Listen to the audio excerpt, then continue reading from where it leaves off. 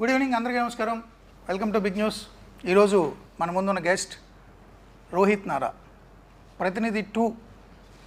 Sir అలా చూస్తున్నారు మీరు కానీ ఎంతసేపు చెప్తారా? రేరు కదా అడగాల్సింది. ఓకే, మీరు జర్నలిస్ట్ కదా. సారీ సార్, మిమ్మల్ని క్వశ్చన్ చేయాలి. సారీ. ఎలా అని ముందుకు ఇలా వంగి చెప్పాలా? హాయ్, అందరికీ నమస్కారం. ఇవాళ మన గెస్ట్ మూర్తి గారు. సో ఆయన్ని అడిగి తెలుసుకుందాం ప్రతినిధి 2 సినిమా గురించి. మూర్తి గారు, మీరు జర్నలిస్ట్. సో అసలు అక్కడి నుంచి అసలు సినిమాల వైపు ఎందుకు రావాలనిపించింది? ఎలా జరిగింది జర్నీ అసలు? అంటే యాక్చువల్గా నేను జక్కా హరిప్రసాద్ గారిని సుకుమార్ గారు ఫ్రెండ్ సార్. ఆయన ప్లేబ్యాక్ అనే సినిమా తీస్తున్నారు. అందులో ఒక జర్నలిస్ట్ రోల్ ఉంది, చేయమన్నారు. బట్ నేను యాక్టర్ని కాదు, నాకు సంబంధం లేదంటే, లేదు న్యాచురల్గా మీలాగే ఉండాలి, ఆర్టిస్ట్ని పెడితే మళ్ళీ డౌట్ వస్తుంది అని ఆయన సుకుమార్ గారు స్కూల్ అందరూ కలిపి నన్ను మాట్లాడి నన్ను ఒప్పించి అందులో యాక్ట్ చేయించారు జర్నలిస్ట్కి. అప్పుడు ఇది పట్టింది, ఈ దురద. యాక్టింగ్ నుంచి డైరెక్ట్గా సినిమా తీసేయడానికి అలా అలవాటయ్యి అన్ని 24 క్రాఫ్ట్స్ అవన్నీ అబ్జర్వ్ చేసిన తర్వాత సో జర్నలిస్ట్ని హీరోగా పెట్టి సినిమా తీయాలనిపించింది. ఒకరోజు మీ పుట్టినరోజు నాడు 2 ఏళ్ల క్రితం కలిసాం మిమ్మల్ని. మీ సినిమాలు చాలా చూశాను నేను. నాకు మీ సినిమాలు ఇష్టం.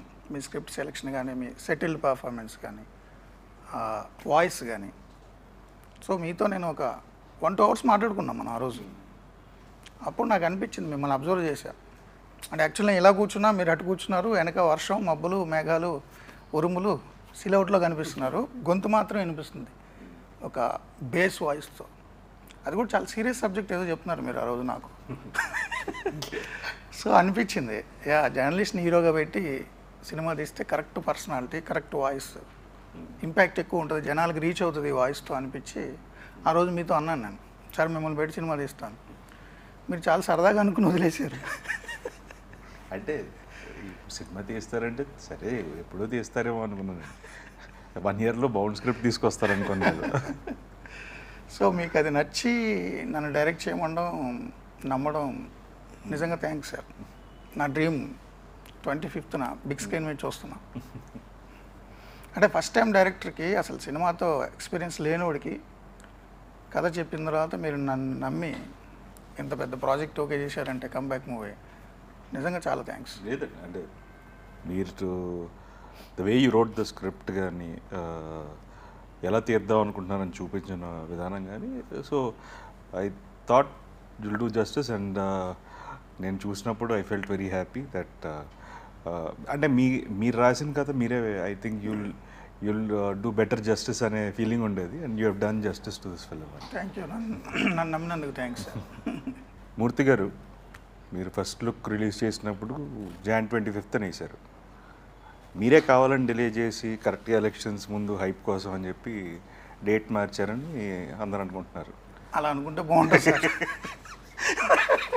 అదే అనుకుంటే నిజంగా చాలా బాగుంటుంది. నేను January 25 డేట్ వేసినప్పుడు నాకు తెలియలేదు ఇంత లోతు ఉంటుంది. సో మీ బర్త్డే కాబట్టి అకేషనల్గా ఫస్ట్ లుక్ పోస్టర్ రిలీజ్ చేసి ఆ డేట్ వేసాము. ప్లాన్ పర్ఫెక్ట్గానే వెళ్ళింది. కాకపోతే కాల్ షీట్స్ కాంబినేషన్ మీకు తెలుసు కదా, జిషు సేన్ గుప్తా, సచిన్ కేడేకర్, వాళ్ళ కాంబినేషన్ సీన్స్. అండ్ మీరు కూడా సుందరకాండ్ అనౌన్స్ చేశారు ప్రాజెక్ట్. నేను టైటిల్ చెప్పేచ్చు కదా. సో మీరు ఆబిజీలో ఉన్నారు. కొన్ని డేట్స్, హీరో కాంబినేషన్ డేట్స్ వల్ల డిలే అయింది. సో సీజీ, మ్యూజిక్, సో ఇవన్నీ కొంచెం టెక్నికల్గా ఇతరత్ర అనే కారణాల వల్ల డిలే అయింది. బట్ మీరు అన్నట్టు ఉద్దేశపూర్వకంగా మూర్తి తెలివిగా కావాలని April 25కి తెచ్చాడు, January 25 అయిపోయినా అనుకుంటే ఐఎమ్ హ్యాపీ. అలా నమ్మండి అందరూ ప్లీజ్. అసలు ఈ సినిమాకి ప్రతినిధి 2 అని టైటిల్ ఎందుకు పెట్టాలనుకున్నారు? ఇంకేదే అంటే టైటిల్ ఒకటి, ప్లస్ అసలు ఈ జానరే తీయాల్సిన అవసరం ఏంటి? ఇంకే జానర్ అయినా తీసుకుండొచ్చు కదా. అంటే నేను 30 years నేను జర్నలిజంలో ఉన్నాను సార్. సో జర్నలిజం ద్వారా, సర్వీస్ త్రూ జర్నలిజం, అంటే సొసైటీకి జర్నలిజం ద్వారా కూడా ఏదైనా చేయొచ్చు అనే నాకున్న ఎక్స్పీరియన్స్లు, ఇతరుల నుంచి నేను చూసినవి. సో సమాజంలో జర్నలిస్ట్ రోల్ ఎంత కీలకమైన రోలు అనే దాని స్టోరీ తీసుకున్నాను కాబట్టి ఖచ్చితంగా జర్నలిస్ట్ అనగానే పాలిటిక్స్ చుట్టుపక్కల ఉండి తీరుతాయి. సో మామూలు cultural reporter, film reporter, sports reporter, specialization reporter అయితే ఓకే, ఆ ఫీల్డ్స్ ఉంటాయి. బట్ జనరల్గా ఉండే జర్నలిస్ట్కి చుట్టూ ఉండేది రాజకీయాలే కాబట్టి స్క్రిప్ట్ అలా ఉంది, పొలిటికల్ థ్రిల్లర్. సో అనుకోకుండా ప్రతినిధి 1లో కూడా జర్నలిస్టే, అనుకోకుండా ప్రతినిధి 1లో సీఎంని క్వశ్చన్ చేస్తాడు జర్నలిస్ట్. అంటే సీఎం కిడ్నాప్ చేసి సొసైటీని క్వశ్చన్ చేస్తాడు, సిస్టమ్ని క్వశ్చన్ చేస్తాడు. సో ఆ ఎలిమెంట్స్ అన్నీ అనుకోకుండానే వచ్చాయి. ఇప్పుడు ఏప్రిల్ 25 కూడా అనుకోకుండా వచ్చింది. ప్రతినిధి 1 10 ఏళ్ల క్రితం మీ సినిమా ఏప్రిల్ 25 రిలీజ్ అయింది. సో వేరే టైటిల్ అనుకున్నప్పుడు స్క్రిప్ట్లో మీరు కూడా ఇన్వాల్వ్ అయ్యారు. 2-3 months మనం కంటిన్యూస్ డిస్కస్ చేసాం, నేరుగా వచ్చి కూర్చుని లేదా ఫోన్లో వాట్సాప్లో. సో అప్పుడు మీ నుంచి కూడా వచ్చిన థాట్ ఇది. ఎందుకంటే అన్ని ఎలిమెంట్స్ ఉన్నాయి కదా, కొత్త టైటిల్ పెడితే మళ్ళీ దాన్ని రిజిస్టర్ చేయడానికి దాని టేక్ ఆఫ్కి టైం పడుతుంది, సేమ్ జానర్ అని ఎస్టాబ్లిష్ అవుతుందని అన్నారు. కాబట్టి ప్రతినిధి 1, ప్రతినిధి 2 తీసుకున్నాం అంతే. ఇప్పుడు ప్రతినిధి 1లో తీసుకుంటే ఎలిమెంట్స్ లైక్ డిమానిటైజేషన్, చిల్లర గురించి, ఇలా సిస్టమ్ని సొసైటీని క్వశ్చన్ చేసే విధంగా ఉన్నాయండి. ఇప్పుడు అలాంటివి ప్రతినిధి 2లో what elements will be the highlight అనుకుంటున్నారు? అంటే మీరు అన్నట్టు ప్రతినిధి 1లో డిమానిటైజేషన్ గురించి సార్, మోదీ గవర్నమెంట్ డిమానిటైజేషన్ చేయడానికంటే చాలా ఏళ్ల ముందే ఆ ఐడియా మీది. ప్రతినిధి 1 రైటర్, డైరెక్టర్ అండ్ సో ఎవరు ఊహకు కూడా రాలేదు. కరెన్సీ నోట్లు మొత్తం మార్చేయాలి, మార్చేస్తే దొంగ నోట్లు ముద్రణ ఆగుతుంది, తగ్గుతుంది, కనీసం మళ్ళీ కొత్తగా ముద్రించడానికి టైం పడుతుంది. అవన్నీ అప్పుడు ఆ సినిమాలోనే మీరు చెప్పారు, మీ ద్వారా చెప్పించారు. సో ఊహించలేదు ఎవరు, కానీ సొసైటీలో జరిగింది ఒక 7-8 ఏళ్ళ తర్వాత. సో ఇంపాక్ట్ ఉంటుంది, అంటే ఎక్కడో సీడ్ పడింది, ఐడియా పడుతుంది. సో ప్రతినిధి 2లో కూడా ప్రతినిధి 1లో అతని సిస్టమ్ బయట ఉండి సిస్టమ్ని క్వశ్చన్ చేస్తాడు. ప్రతినిధి 2లో సిస్టంలో ఉండి సిస్టమ్ని క్వశ్చన్ చేయడం కాదు, సిస్టమ్ని క్లీన్ చేస్తాడు. సో చాలా ఎలిమెంట్స్ ఉన్నాయి ఇందులో కూడా. సొసైటీ మీద ఇంపాక్ట్ ఉంటుందని నేను అనుకుంటున్నాను. అది ఎంతవరకు ఉంటుంది, దాని ఇంటెన్సిటీ ఏంటి అనేది ఆడియన్స్ని బట్టి ఉంటుంది, తీసుకునే విధానం బట్టి ఉంటుంది. జనరల్గా మీరు బేసిక్గా సిస్టంలో కానీ you'll question through media. So how different it is, అంటే ఇప్పుడు మన థాట్ ప్రాసెస్ ఉంది కానీ ఇప్పుడు డైరెక్ట్గా రియల్ సిస్టంలో ఉండి మీరు క్వశ్చన్ చేశారు చాలా ఎలిమెంట్స్ గురించి, ఒక సిస్టంలో జరుగుతున్న రాంగ్ డూయింగ్స్ కానీ సిస్టంలో ఎవ్రీడే సినారియోస్లో. How different it is when you make it few elements you bring it into film? Yes sir, అంటే మీడియా ద్వారా క్వశ్చన్ చేయడం అంటే నేను ఏదైనా ఒక ఇష్యూ ఉందంటే దాన్ని రీసెర్చ్ చేసి, స్టడీ చేసి, లేదా ఇన్వెస్టిగేట్ చేసి అది ఎలక్టరేట్కి అంటే పబ్లిక్కి ప్రజెంట్ చేయడం అనేది నా చేతిలో ఉంది త్రూ టీవీ మీడియా. సో దాని మీద దాని కష్ట నష్టాలు, శ్రమ పడ్డాలు అన్నీ నేనే పడతా, నా చావు నేను చేస్తా ఏదో సమాధానం చెప్పడానికి. బట్ ఇది సినిమా ద్వారా చెప్పడం అంటే నాలో ఉన్న భావజాలాన్ని మీ ద్వారా వ్యక్తీకరింపజేయాలి. సో ఫస్ట్ నా ఐడియాని మీకు ట్రాన్స్లేట్ చేయాలి. సో దాన్ని మీరు ఓన్ చేసుకోవాలి, మీరు ఇన్వాల్వ్ అవ్వాలి, అండ్ ఆల్ డిపార్ట్మెంట్స్ ఇన్వాల్వ్ అవ్వాలి. నేను ఏం చెప్తున్నాను అనేది ప్రజలకి, మామూలుగా అయితే టీవీ కెమెరా ముందు నుంచి నేను 9 o'clock నేను చెప్పేస్తా, నేను చెప్దాం అనుకుని నేను చెప్తా, దాని రిపర్కషన్ నేను ఎదుర్కొంటా. ఆ కేసులు అవనివ్వండి, దెబ్బలు తిన్నాం అవనివ్వండి, పొగడ్తలు అవనివ్వండి, అవి మనం పట్టించుకోకపోయినా అవి జరుగుతుంటాయి. సో మొత్తం నా చావు నాదే, దానికి పురోహితుని కూడా నేనే.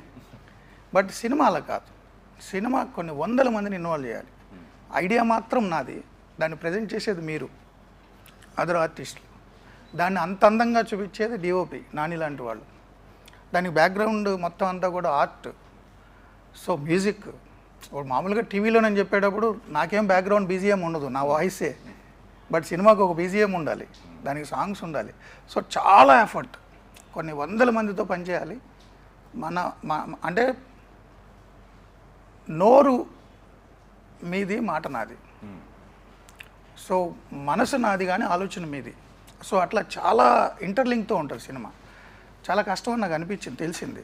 అంటే లోతు తెలియలేదు ముందు దూకేసేటప్పుడు. బట్ లక్కీగా ప్రొడ్యూసర్స్, మీరు అందరూ ఫ్రెండ్స్ అవ్వడం వల్ల నేను చాలా ఈజీగానే ఈత కొట్టగలిగా. కొంచెం ఇబ్బంది ఉన్నా, బట్ స్విమ్మింగ్ పూల్లో ఈత కొట్టడం నేర్చుకుంటే చచ్చిపోడు కదా, పట్టుకుని లేపుతాడు కదా ట్రైనర్.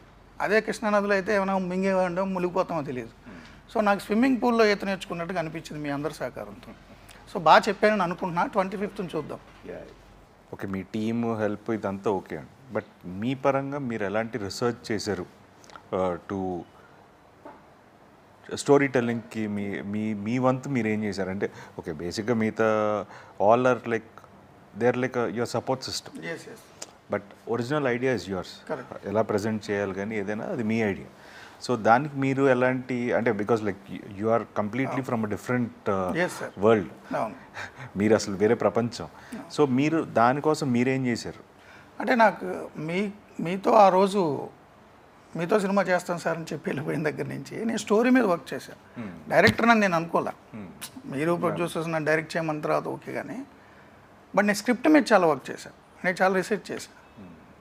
హాలీవుడ్ మూవీస్ నుంచి మన తెలుగు మూవీస్ వరకు అసలు బేసిక్ స్క్రిప్ట్ ఏంటి, వన్ లైన్ ఆర్డర్ ఏంటి, ఒక ఐడియా జనరేట్ అయినప్పుడు అక్కడి నుంచి వన్ లైన్ ఆర్డర్కి ఎలాగ వస్తుంది, ఆ తర్వాత స్టోరీకి ఎలా మారుతుంది, అన్ని ఎలిమెంట్స్ ఎలా ఉంచాలి. సో డైలాగ్స్ దగ్గర వరకు కూడా నేను అన్ని మూవీస్ని అబ్జర్వ్ చేసి హాలీవుడ్ మూవీస్ని తెలుగు మూవీస్ వరకు అండ్ అనేక మంది డైరెక్టర్లు రైటర్ల ఇంటర్వ్యూలు చూసి బుక్స్ చదివి ప్రాపర్ సినిమా ఎలా ల్యాండ్ అవ్వాలి అనేదాన్ని 5-6 months వర్క్ చేశాను. దానికి అనుగుణంగా నేను మీ దగ్గరకు వచ్చి స్క్రిప్ట్ చెప్పాను. అప్పుడు మీరు మళ్ళీ చాలా కరెక్షన్స్ చెప్పారు. ఇంటర్వెల్ బ్యాంక్ ఎలా ఉండాలి, ఫస్ట్ 10 minutesలో ఒక షాకర్ ఉండాలి. సో ఈ డైనమిక్స్ ఉన్నాయి కదా, ఈ డైనమిక్స్ అన్ని స్టడీ చేసి దానికి అనుగుణంగా ప్రిపేర్ చేసి అండ్ లైటింగ్ ఎలా ఉండాలి, మూడ్ ఎలాగా ఎలివేట్ చేయాలి, వెనక సీనరీ ఎలా ఉండాలి. ఇప్పుడు suppose interrogation room, so interrogation రూమ్లో సబ్జెక్ట్ ఏంటి, ఆబ్జెక్ట్ ఏంటి, ఏ లైటింగ్ ఎలా చేయాలి, ఇవన్నీ కూడా స్టడీ చేశాను. కేఆర్ఆర్ స్కూల్ మన కె రాఘవేంద్రరావు గారు వీడియో లెసన్స్ పెట్టారు. ఆయన అసిస్టెంట్ డైరెక్టర్ నుంచి డైరెక్టర్ వరకు ఎలా చేయాలి అవి చూసా. అండ్ హాలీవుడ్ డైరెక్టర్లు వీడియో లెసన్స్ కూడా చూసా. ఒక 5-6 నెలలు రీసెర్చ్ చేసి మీ దగ్గరకు వచ్చేసారు. బట్ మంచి టీం దొరికింది కాబట్టి నాకు కెమెరా కానీ అది అదంతా సపోర్ట్ సిస్టమ్ అండి, but basic ideology it's the directors. Yeah so thought process directors మేమందరం ఏంటంటే ఒక ఇన్పుట్ ఇవ్వగలుగుతాం తప్ప it is end of the day it's your call. అదే but I think all that homework has help. Homework చేశా, చాలా homework చేశా. అది కనపడుతుందండి. అంటే డెఫినెట్లీ ఇంట్రాగేషన్ సీన్స్లో కానీ like staging of the film Yes, sir. దాంట్లో ఇట్స్ డెఫినెట్లీ విజిబుల్. అంటే మీరు అబ్రాడ్లో యాక్టింగ్ అది నేర్చుకొచ్చారు. యాక్టింగే కాదు, మీరు కెమెరా లైటింగ్ వాటి మీద కూడా మీరు చదువుకుని వచ్చారు. సో ఇట్లాంటి ఎడ్యుకేటెడ్ ఆ పర్టికులర్ ఫీల్డ్లో అబ్రాడ్ నుంచి చదువుకున్న వ్యక్తులైన మీతో and senior Kiran Kumar Manne art senior and co director Subbarao గారు, సో చాలామంది సీనియర్లతో నేను పని మొదలుపెట్టా. నేనే మోస్ట్ జూనియర్ ఎవడరా అంటే ఈ ఫిల్మ్లో నేనే. అవును, యాక్చువల్గా సినిమా పరంగా నేనే జూనియర్ని, బట్ డైరెక్టర్ చేశాను. But your efforts are true and but that is what people కొను స్క్రీన్ మీద చూస్తారు. స్క్రీన్ మీద చూస్తారు. అదే నాకు అంటే నేను డెస్క్టాప్ మీద చూసి ఆన్లైన్ ఎడిటింగ్లో చూసి మ్యూజిక్ సాగర్ మ్యూజిక్ ఇచ్చిన తర్వాత చూసి డిఐలో చూసి ఇప్పుడు మిక్సింగ్ దగ్గర చూసిన తర్వాత నాకు అనిపించింది. మీరు చిరంజీవి గారు ఫ్యాన్స్ ప్రెసిడెంట్గా చేశారు కాకినాడ. సో ఆయనతో మీ ఫస్ట్ సినిమా టీజర్ లాంచ్ చేయించడం మీకు ఎలా అనిపించింది? కానీ చాలా హ్యాపీ అనిపించింది సార్. అంటే గోదావరి జిల్లాలో ఉన్న యువకులు అప్పుడు 90s ఆ టైంలో చొక్కాలు చెప్పుకుని సినిమాకి బ్యానర్లు కట్టి పోస్టర్లు అతికిచ్చి, గోదావరి జిల్లాలే కాదండి, అంటే అక్కడ ఇంకా చాలా ఎక్కువ ఇంపాక్ట్ ఉంటుంది. మా తిరుపతిలో కూడా ఎక్కువ. మీరు కూడా అదే అనుకోండి, చిరంజీవి ఫ్యాన్. సో చిరంజీవి గారి సినిమాలకి బ్యానర్లు కట్టి పోస్టర్లు అతికిచ్చి 100 రోజుల పండగకి బైకులు అమ్ముకొని ఇంకా చాలా చేస్తారు కదా ఫ్యాన్స్. అట్లా చేసినప్పటి నుంచే సినిమాకి సంబంధించి ఉంది మైండ్లో బాడీలో సినిమా అనేది ఒకటి ఉంది. బట్ అప్పుడు చదువుకున్న దాని పరంగా జర్నలిజం టీవీకి వెళ్ళిపోయా. బట్ బిగ్ స్క్రీన్ అనేది ఎప్పటికీ రాత్రిపూట చాలా సినిమాలు వస్తాయి కళ్ళలో సినిమాకి సంబంధించి. సో అలాంటిది ఆ సినిమా మీ ద్వారా, నా ఫ్రెండ్స్ ద్వారా, అందరి ద్వారా ఆ తెర మీద నిజం అవుతున్న మొదటి సినిమాకి ఆయన టీజర్ లాంచ్ చేయడం మెగాస్టార్ గారు, అది నిజంగా చాలా హ్యాపీ, చాలా హ్యాపీ అనిపించింది. నా ఫ్రెండ్స్ చాలామంది అంటే మేమందరూ కలిసి ఫ్యాన్స్కి ఉన్నప్పుడు ఫ్యాన్స్ అసోసియేషన్లో వాళ్ళు ఇప్పుడు కూడా అరే గూస్ బంప్స్ మూమెంట్ రా, నువ్వు బాస్తో టీజర్ లాంచావు, నీ సినిమా టీజర్ లాంచ్ చేయించావు అంటే నా school mates fans association friends WhatsApp గ్రూప్లు ఉంటాయి కదా, సో వాళ్ళు నన్ను మినీ మెగాస్టార్గా చూస్తారు. నేను మెగాస్టార్తో టీజర్ లాంచ్ చేయించాను, అది మంచి ఫ్యాన్ మూమెంట్ అది. రైట్. బట్ అనుకోకుండా మా హీరో కూడా చిరంజీవి అంటే ఇష్టం. ఎనీ తెలుగు సినిమాలో he is like undisputedly one of the Chiranjeevi garu అంటే ఇష్టపడిన వాళ్ళు ఎవరు ఉంటారు అనుకోండి. బిగ్గెస్ట్ స్టార్ అండ్ ఆయన యాక్టింగ్ వైజ్ కానీ everything. So even first time comedy timing అది మీవి కూడా నాకు అలా అప్పుడప్పుడు అనిపిస్తుంటాయి, కొన్ని కామెడీ టైమింగ్ పడుతుంటుంది, బాస్ కనిపిస్తుందిరా. ఆయన the way he received us also is like very pleasant and true. ఇప్పుడు సినిమా అనేది జనరల్గా ఇట్స్ మీన్స్ ఆఫ్ ఎంటర్టైన్మెంట్ అండి. అంటే ఎంతవరకు సినిమాల్లో మనం చెప్పే సోషల్ ఇష్యూస్ కానీ సోషల్ రిలేటెడ్ ఐడియాలజీ కానీ ఎంతవరకు జనాల్లో రిఫ్లెక్ట్ అవుతుంది, how much it will create an impact?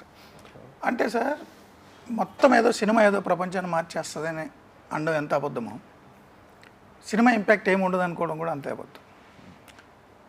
చాలామంది అంటే సినిమా అనేది ఒక మీడియంగా చూస్తే అంతకుముందు అందుబాటులో లేనప్పుడు, సినిమా అందుబాటులో లేనప్పుడు కానీ, ఇంత విస్తృతంగా అందుబాటులో లేనప్పుడు కానీ పుస్తకం అనేది చాలా ఇంపాక్ట్ చూపించేది ప్రజల మెదడుల్లో. చాలామంది యువకులు పుస్తకాలు చదివి చాలా ఇన్ఫ్లుయెన్స్ గురైన వాళ్ళు ఉన్నారు.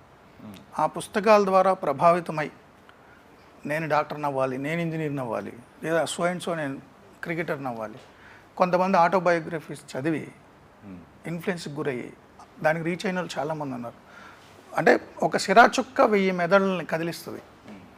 సో పుస్తకం అంత వాల్యూ ఉంది. ఇప్పుడు దానికి ఎక్స్టెండెడ్ మీడియం సినిమా అనేది కానీ టీవీ కానీ, సో దీని ఇంపాక్ట్ ఉంటుంది. బట్ ఇది జీవితాలు మార్చేస్తుంది అంటే మార్చకపోవచ్చు. బట్ సినిమాయే జీవితంగా మారిపోయిన వాళ్ళు చాలామంది ఉన్నారు. సినిమాలు చూసి పెద్ద పెద్ద కెరీర్లు వదిలేసుకుని అమెరికాలో కెరీర్లు వచ్చేసి ఇక డైరెక్టర్లు ఉన్నారు ఎంతమంది లేరు, వాళ్ళ నరనరాల్లో సినిమా ఉంది. సో సొసైటీలో ఇంపాక్ట్ అంటారా, కొంతవరకు ఉండొచ్చు.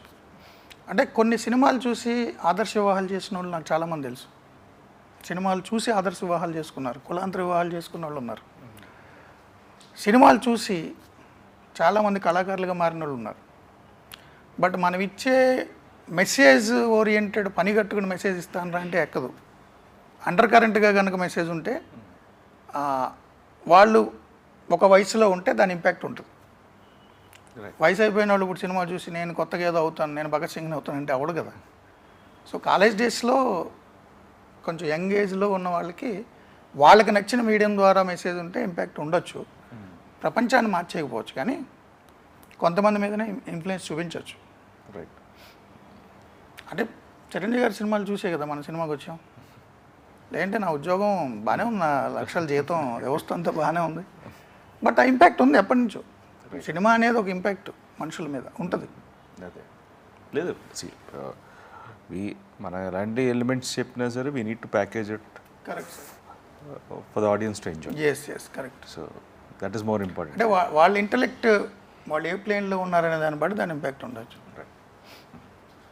సినిమా బాగు చేసేస్తుందో లేదో నాకు తెలియదు కానీ చెడగొడుతుందా అంటే కొంతమందిని చెడగొట్టచ్చు.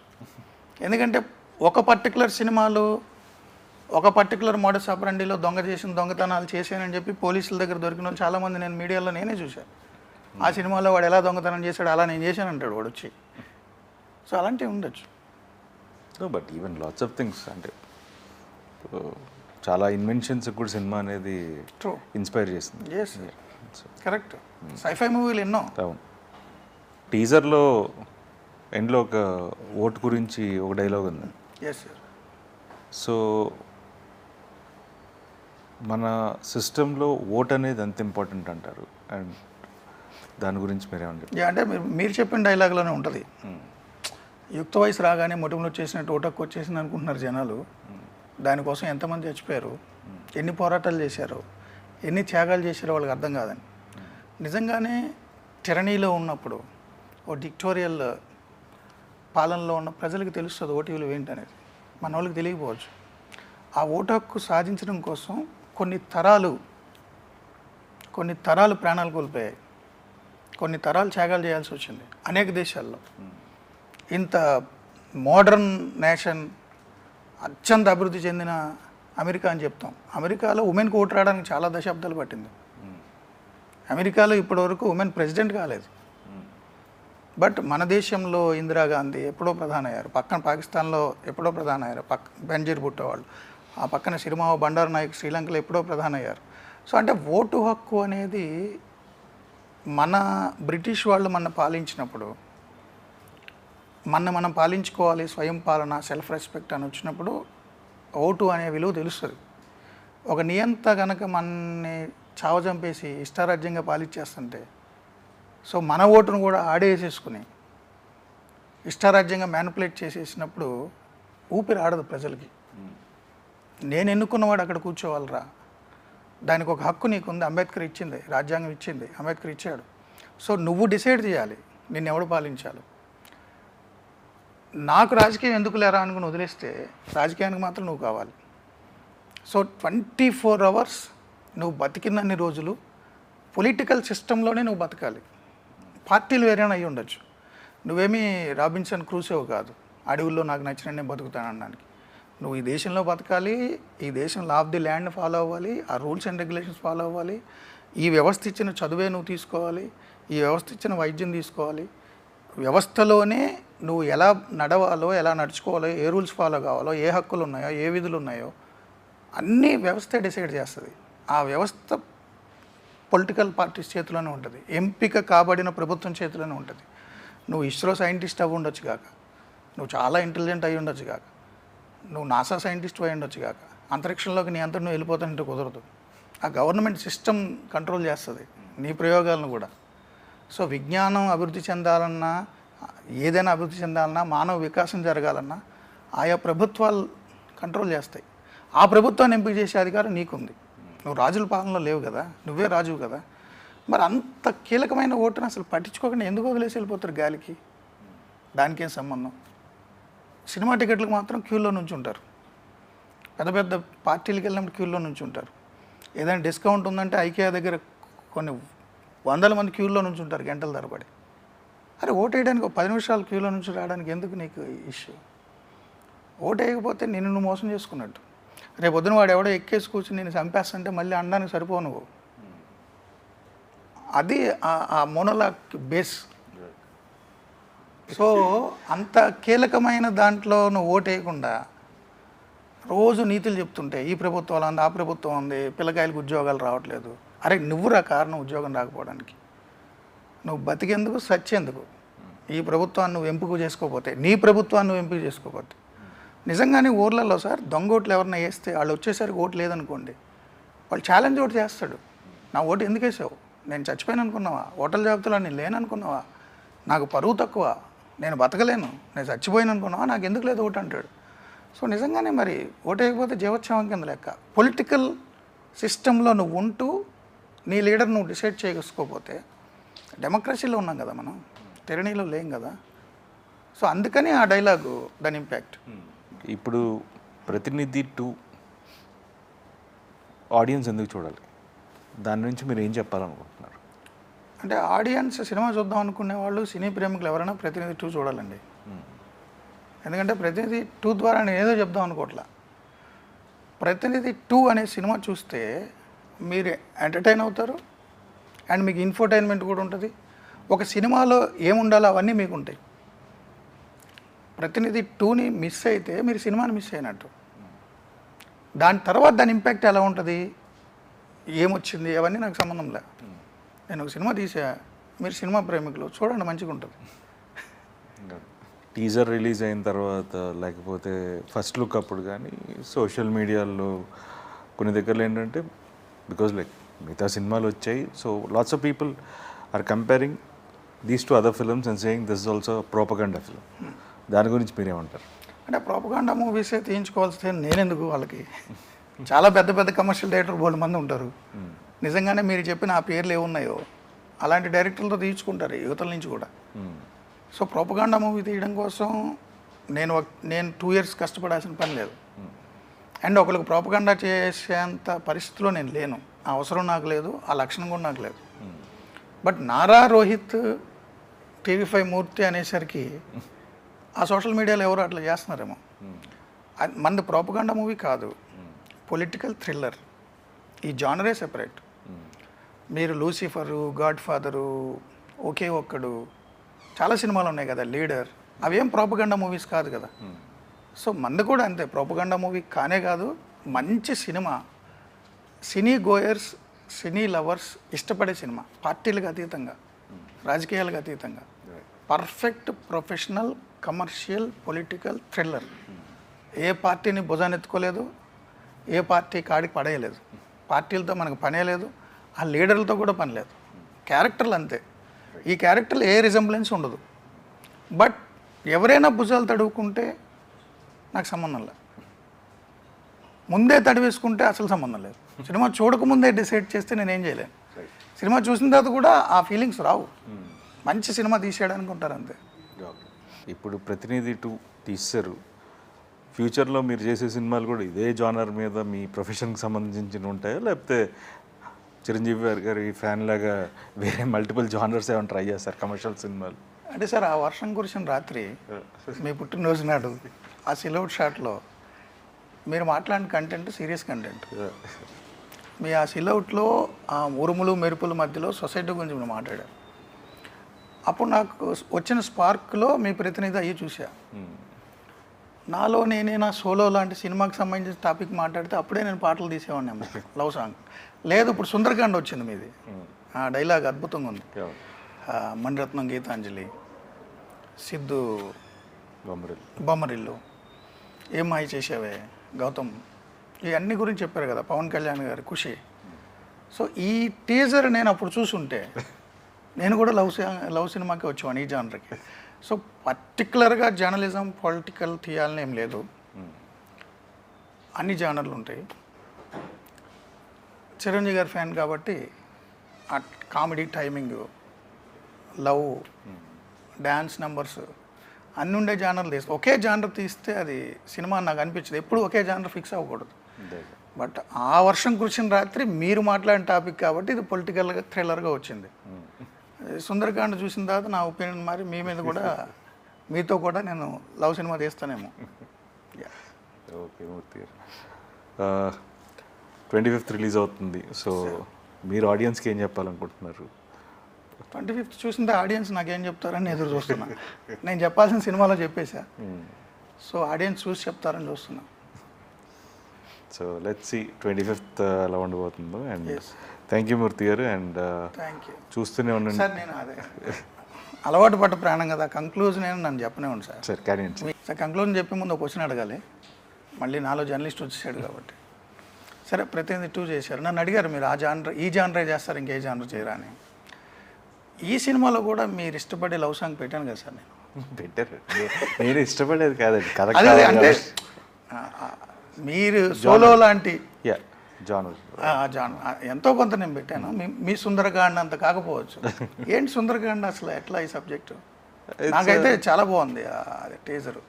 It's new age love story అండి. ఒక మంచి కాన్సెప్ట్ తీసుకున్నాం. So Venkatesh Nimalpudi is a director and it's done.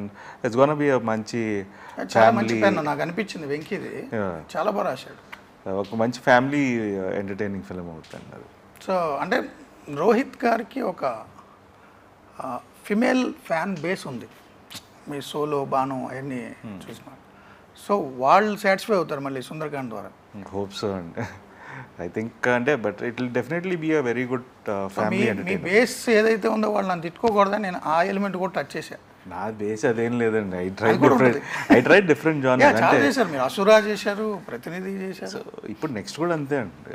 After Sundarakanda ఇంకో ఫిలిం ఒకటి పీరియడ్ డ్రామా చేస్తున్నాం వర్ధన్ అనే డైరెక్టర్తో. సో ఈవెన్ దట్ అది స్టార్ట్ అవుతుంది. So it's like multiple genres అండి. ఒక పర్టికులర్ ఇది జానర్ అనేది అయితే ఏం ఫిక్స్ అవ్వలేదండి. కథ బాగుంటే చేస్తాను. అంటే మీకున్న టైటిలే అది కదా, స్క్రిప్ట్ మాస్టర్ అని. మంచి స్క్రిప్ట్లు సెలెక్ట్ చేసుకుంటారని. గాడ్స్ గ్రేస్ మంచి స్క్రిప్ట్స్ వచ్చాయి. సార్ మీ జర్నీ గ్యాప్ లేకుండా 2 ఏళ్ళు అనుకున్నారు, కరోనా వచ్చింది కాబట్టి ఎక్స్టెండ్ అయింది అన్నారు. గ్యాప్ లేకుండా కంటిన్యూస్ సంవత్సరానికి 2-3 సినిమాలు వస్తాయని అనుకున్నాను. ఎందుకంటే మీ లైన్ అప్ అలా ఉన్నాయి. 2 ఫిల్మ్స్ అయితే కన్ఫర్మ్ అండి, అంటే ఇక్కడి నుంచే, but want give quality films అండి. గ్రేట్. సో ఏదో చేసే అంతకుముందు మధ్యలో I was not satisfied with what I did. So ఈసారి నుంచి కొంచెం ఒళ్ళు దగ్గర పెట్టుకొని మంచి కథలు ఎంచుకుంటున్నాను. Yes sir, thank you so much. Thank you so much. So చూడండి ప్రతినిధి 2.